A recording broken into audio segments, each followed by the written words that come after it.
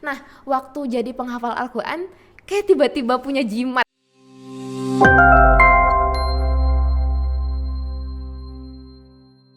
Assalamualaikum warahmatullahi wabarakatuh. Hai Darsuners, gimana nih kabarnya? Tentu baik ya. Nah, kali ini kita berjumpa lagi di podcast Darussunnah. Bersama saya, Laila, akan memandu acara ini yang tentunya kita akan membahas pembahasan yang lebih menarik. Nah, narasumber kita kali ini adalah Kakak Marwah Salsabila Az-Zahra. Beliau merupakan salah satu mahasantri Darussunnah dan juga beliau merupakan seorang penghafal Al-Quran. Masya Allah. Yuk langsung aja kita sapa. Hai Kak Marwah. Halo Kak Laila. Gimana nih kabarnya? Alhamdulillah nih baik. Kak Laila apa kabar? Alhamdulillah. Sekarang lagi kesibukan apa sih Kak? Kesibukan akhir-akhir ini ya kuliah aja sih seperti biasa. Oh, emang kuliahnya di mana? Sekarang saya mahasantri Darussunnah dan kuliah di UIN Jakarta, alhamdulillah. Wah, tentunya sibuk sekali ya. Kalau kesibukan, semua orang pasti punya kesibukan sih. Oke. Berhubungan narasumber kita kali ini merupakan seorang penghafal Quran, maka pembahasan kita kali ini adalah tentang seluk-beluk dalam menghafal Quran. Kita akan membahas bagaimana cara menghafal Quran, memurojaah Quran, bahkan sampai ke lika-liku yang terdapat dalam menghafal Quran. Contohnya sih gegana ya, gelisah galau merana. Galau gitu ya. Kita akan membahas semua hal itu. Nah, langsung saja nih, Kak Marwah, ceritain sedikit dong gimana sih asal usul atau sejarahnya dulu ingin menjadi penghafal Quran?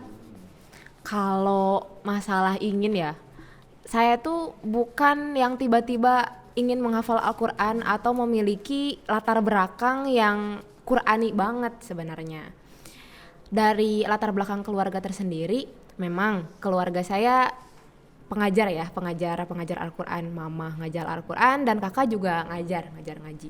Tapi untuk saya pribadi, aku ini lebih suka ke hal-hal yang di luar berbau Qurani dulu. Jadi aku lebih suka kayak ikut-ikutan hal-hal yang berbau lebih ke duniawi lah daripada ke ukhrawi istilahnya. Jadi lebih suka ngikutin topik politik atau topik ekonomi atau yang kayak gitu-gitu aja gitu. Berbeda sama yang lain ya, sama keluarga yang lain. Iya, berbeda sendiri dan keluarga juga ngebebas-bebasin aja gitu, silahkan pilih jalan kamu. Tapi tiba-tiba waktu lulus SMA tiba-tiba gini, gimana kalau kamu ngafal aja, kata mama kayak gitu. Aku bukan tipe orang yang akan melaksanakan sesuatu tapi nggak berdasar keinginan sendiri, nggak langsung aku iyain tuh waktu itu. Tapi aku coba ngumpulin niat supaya apa yang aku jalani benar-benar ikhlas dan aku bisa menjalaninya sampai akhir. Di sana aku nyari Oke, sekarang dikasih pilihan buat ngafal Quran dan yang jadi pertanyaan, kenapa aku harus? Gitu kan? Kenapa aku harus nih? Mulai mencari pencarian alasan-alasan. Waktu itu aku masih ngebet banget nih pengen masuk jurusan HI dan sama Allah nggak diizinin masuk, ternyata nggak masuk saya. Nah, waktu itu aku belajar tentang, berarti kalau hubungan internasional tentang politik, ekonomi dan permasalahan internasional ya. Aku ikutinnya kayak gitu. Tapi ada di satu titik di mana aku ngerasa capek gitu. Kok berita-berita ini sangat cepat ya jalannya, emang berita-berita emang cepat banget kan jalannya dan berbagai sudut pandang, dan itu aku mulai capek di sana, nggak tahu kenapa ada mulai capek di sana. Lalu ada titik di mana kayaknya aku harus nyari sesuatu yang lebih bikin aku nyaman. Dari dulu aku nyaman di dunia politik, aku suka banget debating gitu ya, suka banget ngebahas-bahas diskusi tentang politik daripada diskusi tentang keagamaan. Jujur waktu dulu aku nyaman dengan itu, tapi ada titik di mana aku nggak nyaman nih. Nah, aku nyari kenyamanan baru dan ternyata mulai nyaman di Al-Quran. Di sana nyaman di Al-Quran. Nah, mulai nyaman di sana, mulai deh kayaknya iya boleh menghafal Al-Quran. Nah di situ deh mulai deh aku Jadi menghafal dikasih Al-Quran. hidayah sama Tuhan ya. Bisa sih dibilang hidayah, tapi kayak itu jalan setiap orang kan beda-beda ya. Untuk jalan yang aku mungkin kayak gitu jalannya. Kemudian ketika Kak Marwa dulu udah ambil keputusan nih buat ingin jadi penghafal Quran, lalu ketika lalu setelah itu ada keraguan gak sih? Aku bener gak sih ngambil ini? Ada muncul keraguan gak? Pada awalnya pasti ada sih. Keraguan tuh lebih bukan meragukan kehebatan Al-Quran atau meragukan kedahsyatan Al-Quran yang sudah orang-orang yang berteman sama Al-Quran pasti memiliki kelebihan kayak gini enggak sih, Iya. kayak gitu. Tapi lebih ke meragukan diri sendiri. Kenapa Mbak? Meragukannya aku bisa nggak ya gitu. Kata guru aku kayak gini, kalau menghafal Al-Quran itu diibaratkan pekerjaan nih, ngafal Al-Quran itu adalah pekerjaan yang nggak bisa ngambil cuti dan nggak bisa pensiun gitu. Tanggung jawabnya juga besar ya? Tanggung jawabnya besar dan seumur hidup gitu. Yang bikin aku ragu di sana adalah apakah aku bisa untuk mempertanggungjawabkan apa yang telah aku ambil gitu ya, keputusan yang telah aku ambil seumur hidup gitu. Jadi keraguan-keraguan di sana muncul, ya keraguan tentang diri sendiri sih tepatnya gitu. Terus apa yang membuat Kak Marwah bisa menepis keraguan itu semua? Kalau masalah keraguan tuh, keraguan dan keyakinan datang silih berganti ya. Iya. Kalau keraguan, karena saya di sekolah tafiznya itu dengan guru, jadi selalu aja ada nasihat guru saya yang menyatakan bahwasanya yang harus kita lakukan itu adalah berteman dengan Al-Quran. Yang harus kita lakukan itu adalah berusaha untuk berteman dengan Al-Quran. Yang masalah memberi kemampuan atau masalah yang akan memberikan kamu kehebatan atau istilahnya kehebatan dalam menghafal Al-Quran nanti, itu urusan Allah gitu. Jadi kamu gak usah khawatir dengan apa-apa yang di luar kuasa kamu gitu. Karena Allah ntar juga akan bantu kita. Iya nih, Allah bakal bantu sendiri gitu. Jadi yang penting kita usaha aja. Jadi dari situ aku lebih fokus ke usaha-usaha yang aku lakukan daripada hal-hal yang gak bisa aku kontrol gitu sih. Nah begitu tuh pemirsa, jangan takut ya dalam menghafal Quran.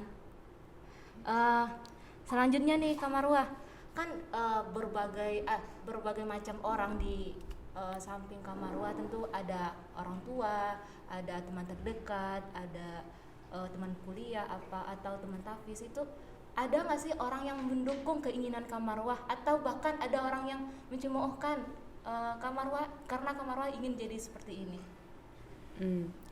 Kalau mendukung penuh sih pasti keluarga ya. Keluarga pasti mendukung penuh. Mendukung penuh dari segala aspek, dari mulai segi finansialnya pasti, dengan dorongan psikologis gitu ya, memberikan semangat dan lain-lain. Keluarga sih yang nomor satu untuk mendukung. Selanjutnya guru-guru saya pasti mendukung. Dan yang jadi unik nih, yang jadi unik dari penghafal Al-Quran sih menurut saya. Nah, ada titik di mana ngerasa diistimewain padahal nggak ngerasa istimewa. Lah, Yang gimana jadi, itu? Gimana ya? Nih, saya pernah ngaji dan waktu itu guru tauhid saya ngomong kayak gini. Apapun segala pujian dan segala cacian yang kamu dapatkan itu pada dasarnya tuh perantara Allah kepada kamu lewat manusia, gitu kan. Berarti kalau ada pujian datang ke kita, datangnya dari Allah langsung dong, cuman perantara manusia gitu kan. Nah, waktu jadi penghafal Al-Quran, kayak tiba-tiba punya jimat tau. Jimat apa? Jimat buat apa? Kayak tiba-tiba ajaib aja. Misalnya ibu saya tuh punya teman, mama saya tuh punya teman, temennya itu pimpinan pondok pesantren besar di Sukabumi. Lalu kebetulan sedang silaturahmi ke rumah, dan beliau sedang sakit. Tiba-tiba waktu itu saya belum menyelesaikan hafalan, masih sedikit.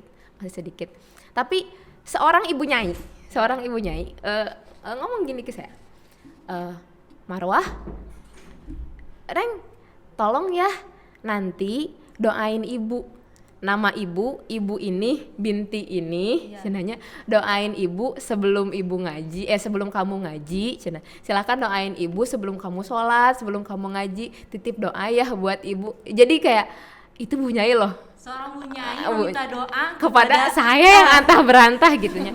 Berarti itu kayak bukan berarti saya yang istimewa, tapi karena apa yang saya bawa yang istimewa, dan Allah membuktikan itu gitu. Dan keistimewaan itu diberikan bukan karena itu bukti dari Allah gitu, janji dari Allah sendiri bahwasanya Allah akan mengistimewakan orang-orang yang bawa Al-Quran gitu. Jadi saya yakin kalau kalian nih harus nyoba banget nih ngafal Al-Quran nih, harus nyobain sendiri sih, bahwasanya akan ada titik-titik di mana yang memuliakan kalian, yang memuji kalian tuh langsung sama Allahnya langsung gitu. Saya ini real testimoni ceritanya. Tapi itu kan dari pihak guru sama orang tua ya. Nah, ketika proses hafal Quran kan kita bersama teman-teman nih, apa ada yang ngiri atau yang toksik kepada kita atau yang mendukung malah kita atau gimana? Oh, kalau yang toksik mah selalu ada ya, ada aja. Pernah misalnya kalau kaum bandingers ya, yang sangat-sangat hobi membandingkan gitu ya, kita punya kelebihan sedikit, ya kamu mah emang karena enak aja hidupnya jadi gampang gitu kan. Nah pasti ada aja sih. Waktu itu pernah aku tuh ngafal baru sedikit juga, tapi kebetulan lebih banyak daripada satu teman aku ini. Oh, yang selalu membanding-bandingkan kehidupan gitunya, emang ada aja sih. Jadi dia tuh ngomong, kamu bisa ngafal segitu ya karena fasilitasnya enak ya, karena kamu Ustafiz ya, karena di situ itu sebenarnya ujian, karena di sana sempat ngerasa saya nggak memiliki kemampuan sebenarnya, bahwasanya apa yang saya dapatin tuh cuman karena privilege lah istilahnya, bukan karena murni kemampuan saya. Di sana mulai ngedown sih, pernah ngedown. Tapi kata orang tua saya, kalau diceritain ya ke orang tua saya, semua orang punya masalah masing-masing, semua orang punya letak kesulitannya masing-masing gitu. Jangan membanding-bandingkan, karena yang kamu lihat hanyalah hasilnya. Kamu nggak tahu permasalahan di baliknya apa gitu. Kayak fenomena gunung es, pernah dengar bahwasanya apa yang kita lihat tuh hanya pucuk gunung es yang kecil, tapi kita nggak tahu di baliknya apa, permasalahannya apa yang besar kan kita nggak tahu. Mungkin dia belum mengerti, paham sampai teori sana gitu ya. Jadi ya pemakluman aja sih kalau ada teman-teman toksik dalam perjalanan menghafal Al-Quran ini. Dia nggak tahu gimana usaha kita dalam menghafal. Gak tahu aja sampai nangis ya, nggak tahu aja dia.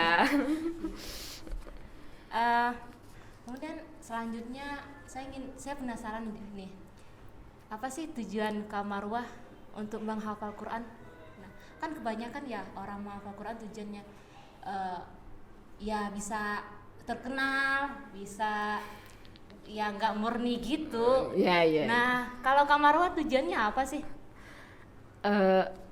Kalau terkenal sebenarnya kayaknya jauh dari tujuan saya ya, karena saya tidak berbakat menjadi terkenal. Tujuan awal saya itu, kalau kembali lagi ke cerita awal tadi ya, tujuan awal saya itu mencari ketenangan sih. Awalnya mencari tenang. Berarti belum sepenuhnya untuk Allah Ta'ala dong, kalau buat mencari ketenangan pure buat egoisme diri sendiri gitu kan. Nah tapi lama-kelamaan seiring dengan perjalanan menghafal Al-Quran dan seiring dengan nasihat-nasihat yang saya dapatkan gitu kan, di sana mulai sedikit berubah, insya Allah menjadi lebih baik ya niatnya gitu. Bahwasanya mulai nih, nggak langsung baik sih, mulai nih, kayaknya saya harus memberikan hadiah terbaik untuk orang tua saya yang sudah memberikan seluruh apa ya, jiwa raga, tenaga, kepala dijadiin kaki dijadiin kepala gitu ya untuk saya gitunya. Masa saya tidak bisa memberikan suatu apapun? Mungkin salah satu pilihan hadiah yang bisa saya perjuangkan adalah Al-Quran ini gitu ya. Jadi alasan saya selanjutnya dari mencari ketenangan jadi mencari hadiah lah buat orang tua gitu. Tapi mulai juga bergeser, oh kalau saya meniatkan itu untuk orang tua, yang saya dapatkan hanyalah beban. Kenapa beban?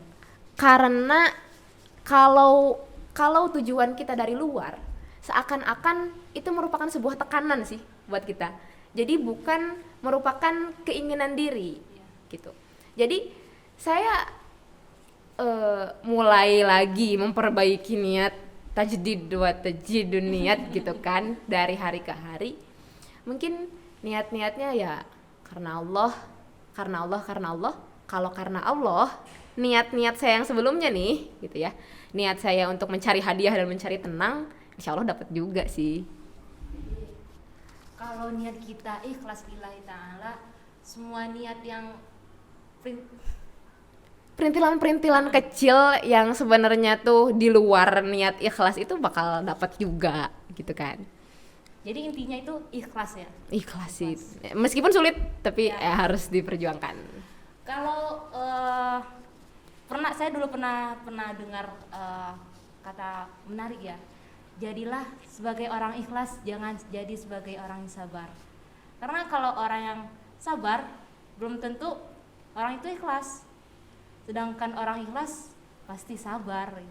Jadi memang ikhlas itu suatu hal yang penting dalam kehidupan kita ya. Semua hal ya, iya. semua aspek ya. Oke.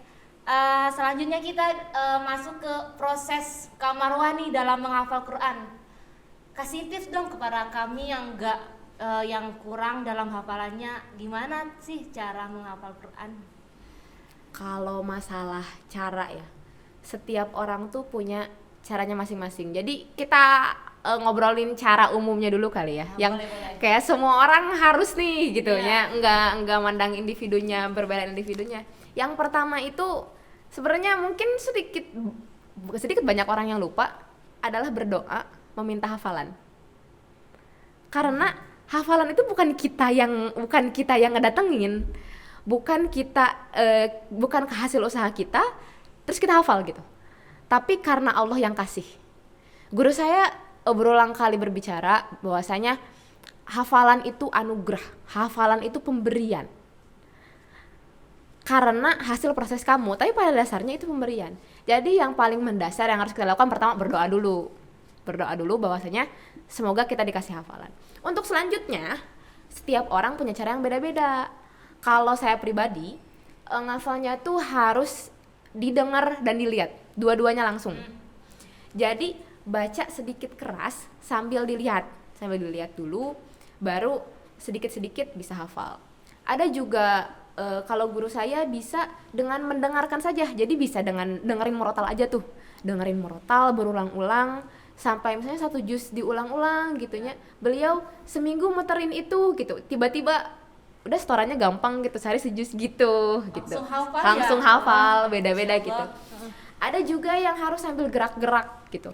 Ada yang hafalnya harus sambil jalan-jalan gitu. Sambil jalan-jalan, kalau dia diem tuh dia nggak bisa masuk hafalan. Ada gitu. Jadi tergantung gimana kitanya ya. Ya. Jadi yang harus kita tentukan tuh lihat dulu diri kita mana sih cara yang paling cocok. Jadi jangan asal nyocokin ke orang lain, misalnya, Kak Marwah kayaknya cocoknya ngafalnya sambil baca dan denger, aku ikutin. Ternyata cocoknya dia sambil jalan-jalan ya nggak akan masuk gitu. Jadi harus kenali diri sendiri dulu sih. Gitu. Oh gitu. Ya. Kemudian dengan udah hafal nih beberapa juz, 15 juz, 20 juz, untuk mengingat kembali kan susah ya, dan kita tuh harus berulang-ulang kali dalam memurojaahnya. Apa nggak sulit, Kak Marwah? Sulit ya, sulit Banget nggak? Gini, tahapan para penghafal Al-Quran mungkin sebagian besar ya, atau saya termasuk di dalamnya, bahwasanya kalau kita menjadi penghafal Al-Quran, dikatakanlah penghafal baru ya. Jadi Enggak, baru sebentar nih, baru sebentar selesainya gitu. Jadi proses kita memurojaah belum terlalu lama. Itu tahun-tahun awal, bulan-bulan awal tuh bulan-bulan paling jungkir balik sebenarnya. Karena kayak sering kali gitunya, sedih juga sih sebenarnya. Sering kali ngerasa ini kok kayak ngafal dari awal gitu kan. Sering kali kayak gitu.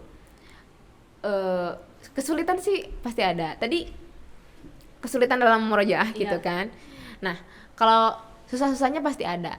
Kalau untuk tahap selanjutnya dijalani aja gitunya, nanti juga makin mudah ya. Kayak dulu juga kita belajar jalan jatuh terus nggak bisa terus kan.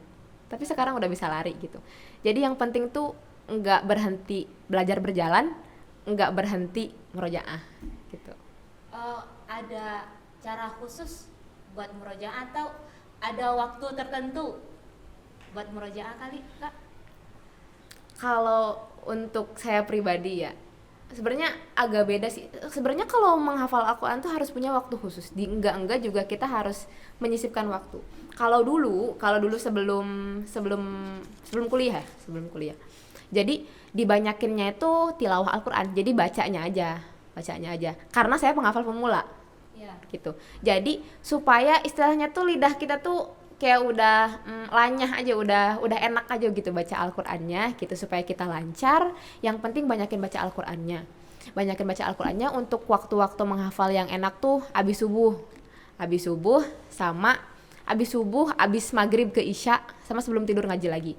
Tapi karena sekarang nih udah beda nih, udah beda jadi kuliah. Jadi lebih ke kapanpun sempetin sebentar, harus sempat satu hari. Iya, harus sempat ngaji gitu. Setidaknya ngaji surat-surat pilihan aja deh gitu. Setidaknya harus sih, gitu aja sih. Jadi harus sering baca Quran supaya hafalan itu enggak langsung hilang ya. Iya, dan sebenarnya kalau ada yang berbicara murojaah tuh gimana sih? Membaca tuh bagian dari murojaah juga. Jadi jangan sepelekan saya nggak punya waktu buat murojaah, nggak enak. Sebenarnya dia punya waktu buat baca doang gitu, dan dia meninggalkan membaca aja dikarenakan dia ngerasa belum bisa fokus untuk murojaah. Padahal baca aja juga udah bagian dari murojaah. Soalnya itu kebanyakan orang berpikir murojaah itu baca hafal lagi dari awal, kan dari juz 1 sampai juz 10 di awal dibaca, dihafal, kan lama ya. Jadi mungkin pikir orang-orang ya 10 juz dihafal lagi, nggak ada waktu. Ya enggak, jadi dicicil sih murojaah tuh, jadi sedikit aja gitu. Oh, jadi nggak sekaligus gitu ya? Enggak, tapi enggak sekaligus, sehari paling sedikit gitu. Tapi harus ada luangin waktu kalau libur, khususnya agak banyak disatuin. Tapi aku penasaran nih Kak, kalau nggak murojaah satu hari dampaknya apa sih bagi penghafal Quran? Dampak kalau masalah dampak secara signifikan, gini, tergantung kamu ada di tahap penghafal Al-Quran yang mana. Misalnya kalau saya pemula ya, mungkin kalau yang udah lancar banget sehari doang mah kayaknya nggak terlalu berpengaruh ya, mungkin karena dia udah lancar banget kan. Ya udah pro. Meskipun kalau yang pro gak mungkin ninggalin murojaah sih. Misalnya kalau saya menghafal, misalnya waktu misalnya ada kondisi di mana saya sakit. Saya sakit jadi bangun aja pusing, jadi cuma dengerin murotal doang, nggak sampai ngaji. Dampaknya apa? Dampaknya itu lebih ke kayak ngafal lagi dari awal. Meskipun kan kita tuh udah punya bahan buat murojaah sendiri ya, sebelum disetorin ke ustaz gitu.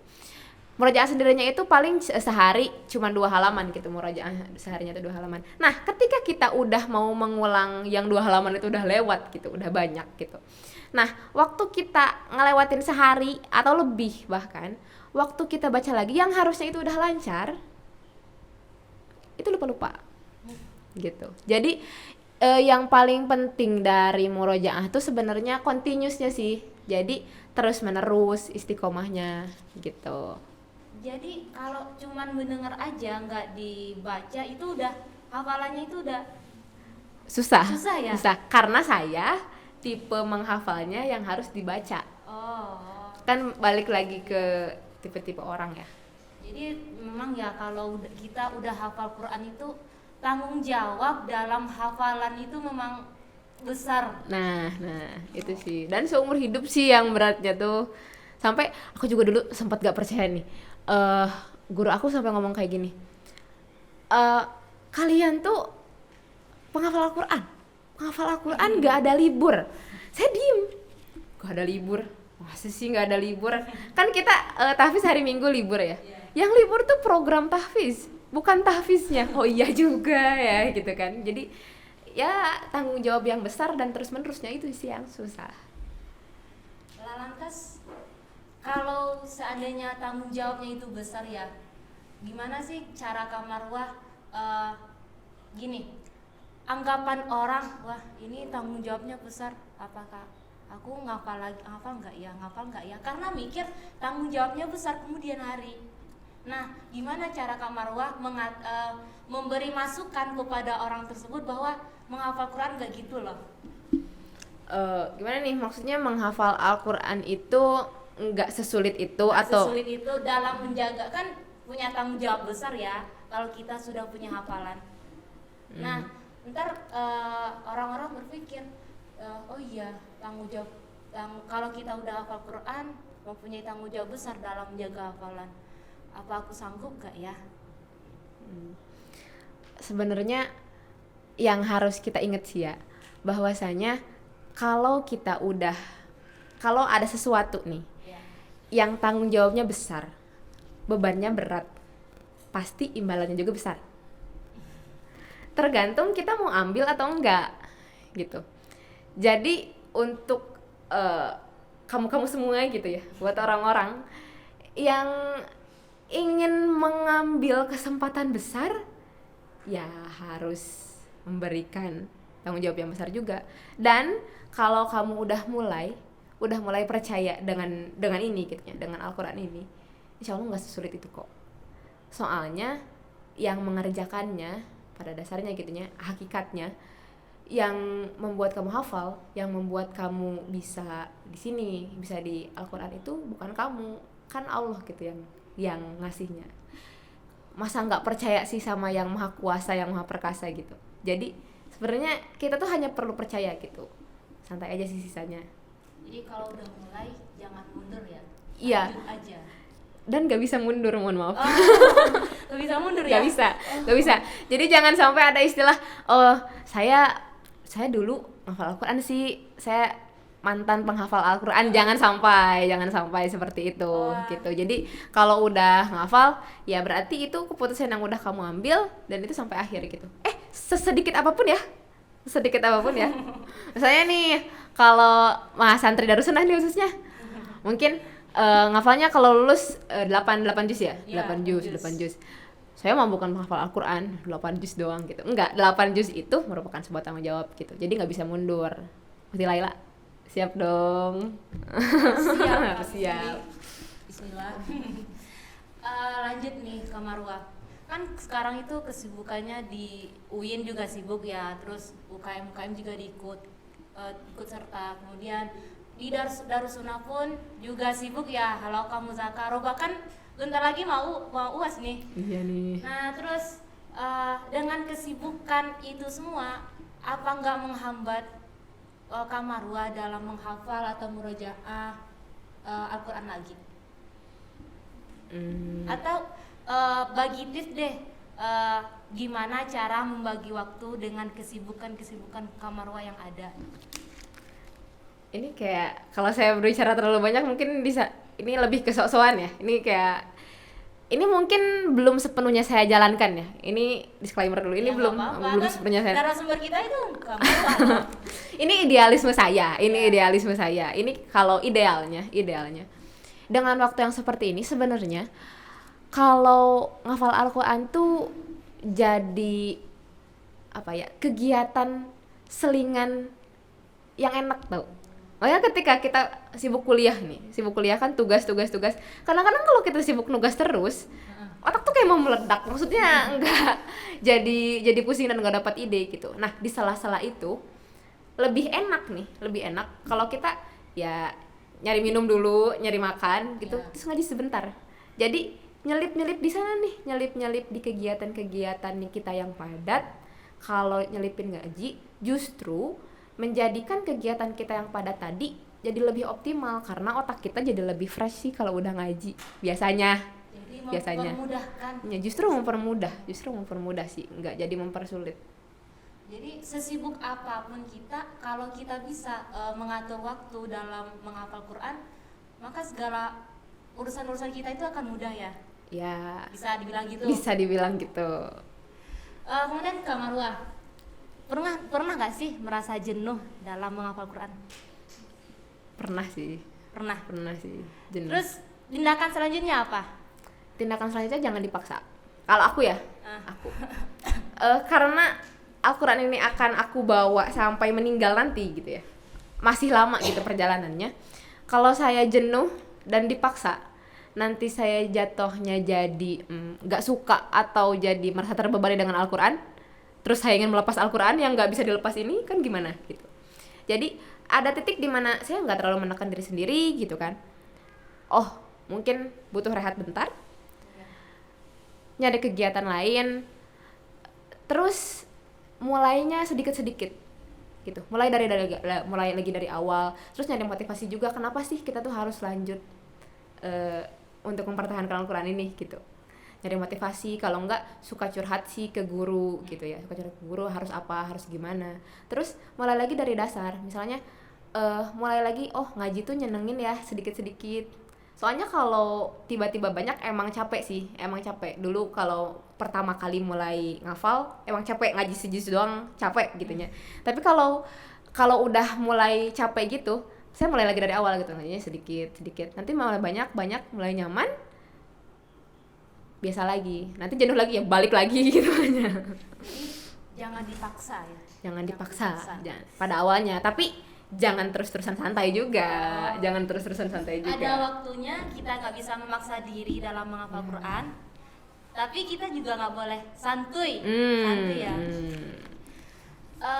Kan tadi itu ketika merasa jenuh, mau apa?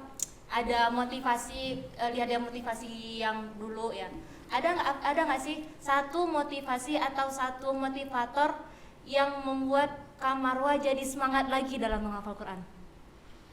Kalau motivator dalam menghafal Al-Quran yang gimana ya, yang sangat terkenal gitu ya, atau siapa gitunya, sebenarnya nggak ada sih kalau saya. Tapi jadi lebih ke orang sekitar.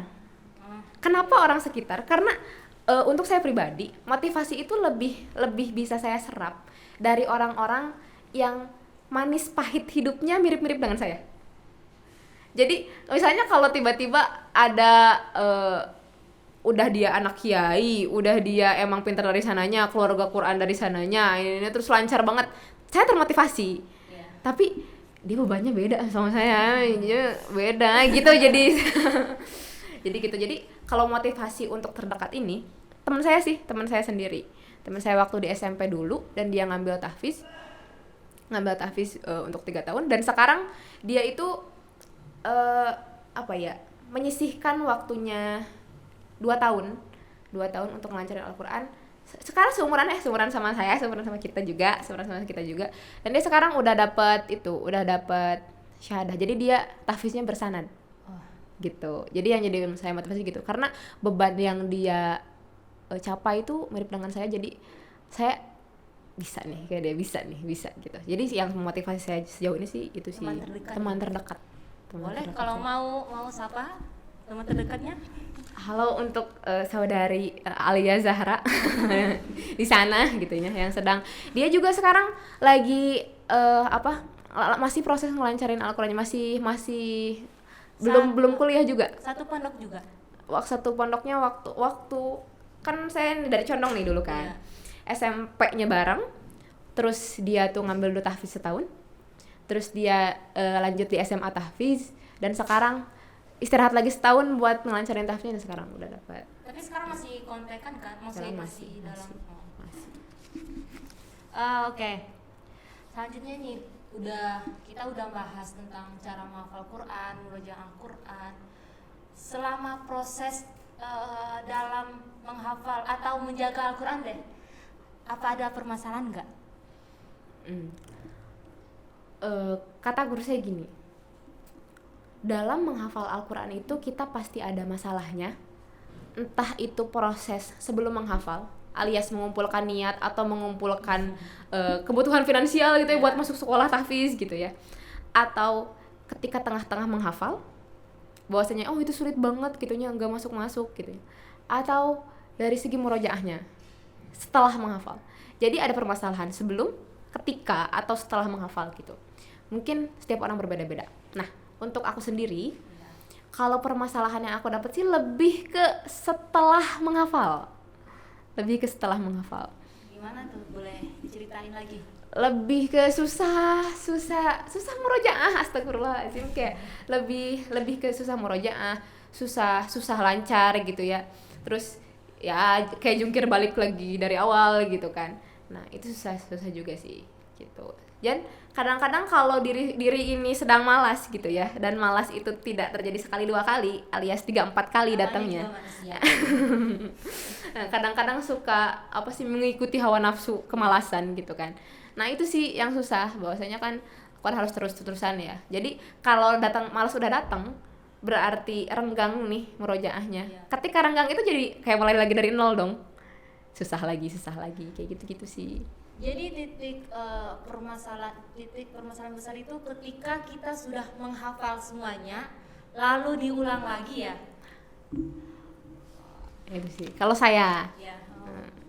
Terus kemudian kalau udah ada permasalahan seperti itu gimana cara menghadapinya? Kembali lagi ke niat awal sih.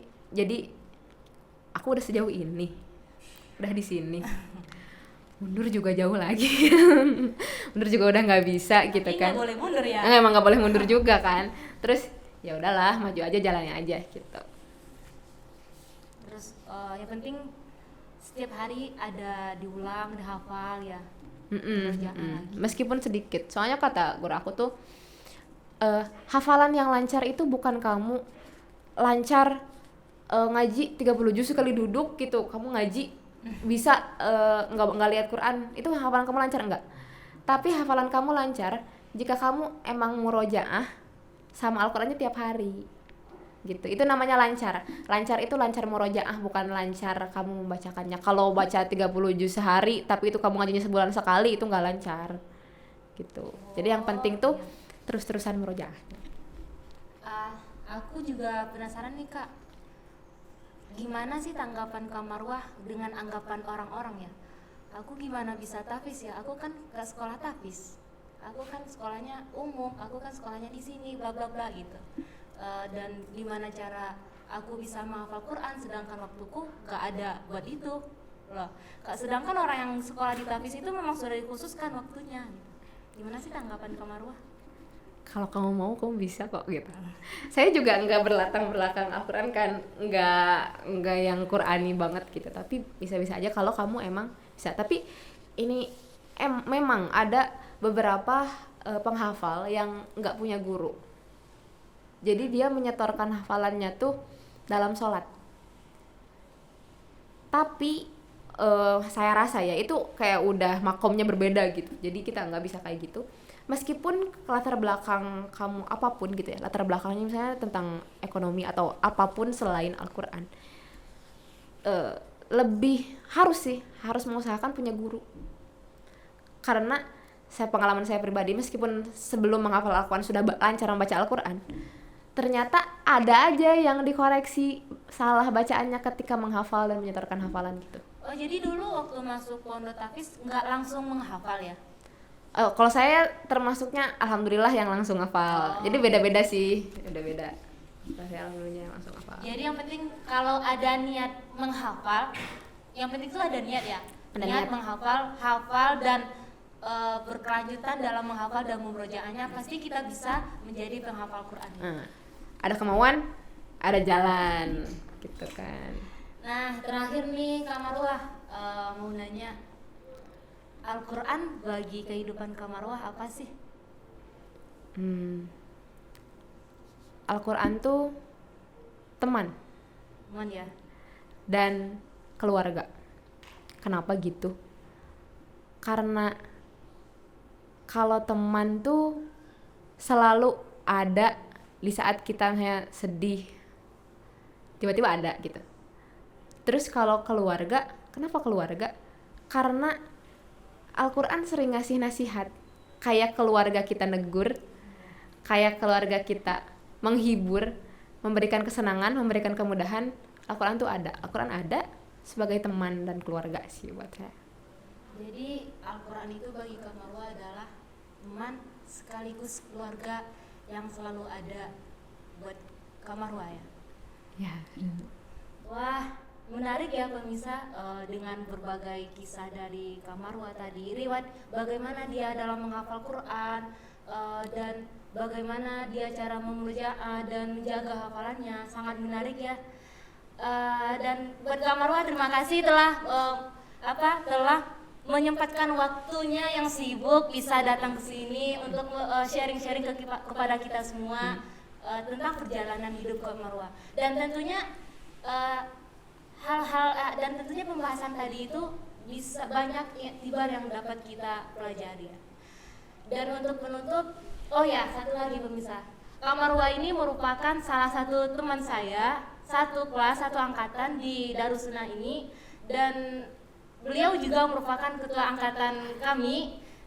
Setiap kali perkumpulan itu beliau selalu memberikan kepada kami kalimat-kalimat motivasi atau quotes-quotes yang bisa menyemangatkan kami anggota-anggotanya lagi. Nah, sebagai penutup,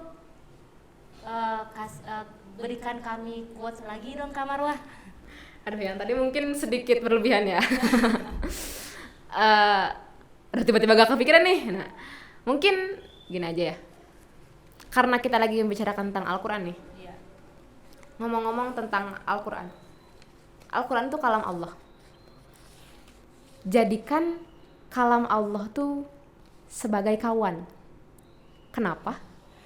Nanti Allah yang akan jadikan kamu sebagai keluarga. Karena ahlul Quran adalah keluarganya Allah. Itu sih. Wah, insyaallah. Baik pemirsa, saya sebagai moderator, jika seandainya ada salah kata dan khilaf dari awal sampai akhir tadi, saya mohon maaf dan saya mohon diri. Wallahul muwaffiq. Assalamualaikum warahmatullahi wabarakatuh.